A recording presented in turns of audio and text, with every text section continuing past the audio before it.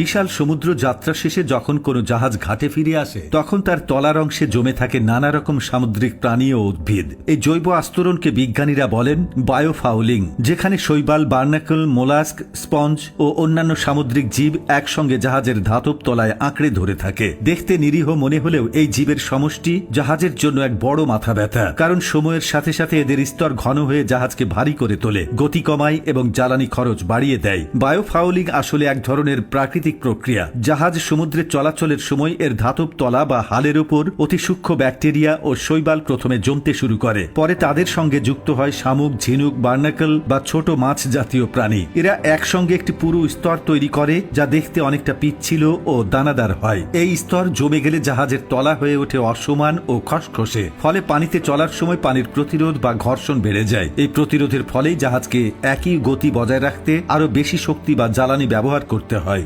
গবেষণায় দেখা গেছে বায়োফাউলিং এর কারণে জাহাজের জ্বালানি খরচ প্রায় 30% পর্যন্ত বেড়ে যেতে পারে। এর ফলে কেবল অর্থনৈতিক ক্ষতি হয় না, পরিবেশ দূষণও বাড়ে। অতিরিক্ত জ্বালানি পোড়ার কারণে বায়ুমণ্ডলে নির্গত হয় বেশি পরিমাণে কার্বন ডাই অক্সাইড ও সালফার যৌগ, যা বৈশ্বিক উষ্ণতা বৃদ্ধির অন্যতম কারণ। অর্থাৎ বায়োফাউলিং একদিকে নৌ পরিবহন দক্ষতা কমায়, অন্যদিকে পরিবেশকেও ক্ষতিগ্রস্ত করে। তবে সমস্যা এখানেই শেষ নয়। এই জীবের স্তর ধীরে ধীরে জাহাজের ধাতব গায়ের ক্ষয় সৃষ্টি করে, যাকে বলা হয় মেরিন করোশন বা সামুদ্রিক ক্ষয়। কারণ জীবগুলোর উপস্থিতি আর্দ্রতা ও লবণাক্ততার ঘনত্ব বাড়ায়, যা ধাতব পৃষ্ঠের স্থায়িত্ব নষ্ট করে দেয়। অনেক সময় এদের কারণে হালের গায়ে ছোট ছোট ফাটল বা গর্ত তৈরি হয়, যা পরে বড় ক্ষতির কারণ হয়ে দাঁড়ায়। নিয়মিত রক্ষণাবেক্ষণ না করলে জাহাজের স্থায়িত্ব কমে যায় এবং মেরামতের খরচ বেড়ে যায় বহু গুণে। বিশ্বের বড় বড় নৌবাহিনী ও বাণিজ্যিক সংস্থাগুলো এখন এই বায়োফাউলিং মোকাবেলায় নানা প্রযুক্তি ব্যবহার করছে। যেমন হালের পৃষ্ঠে অ্যান্টি ফাউলিং কোটিংস নামে বিশেষ রাসায়নিক প্রলেপ দেওয়া হয়, যা সামুদ্রিক জীবদের আঁকড়ে ধরতে বাধা দেয়। কিছু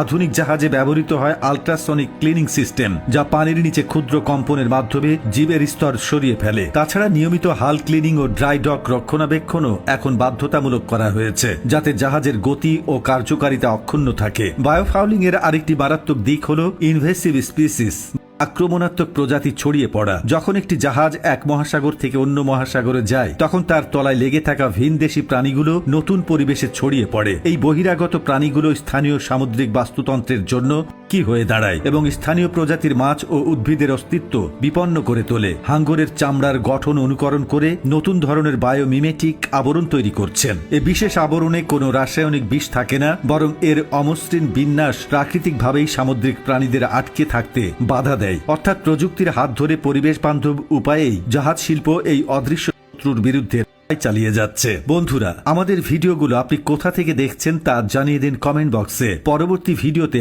আপনাদের ধন্যবাদ জানাতে ভুলব না।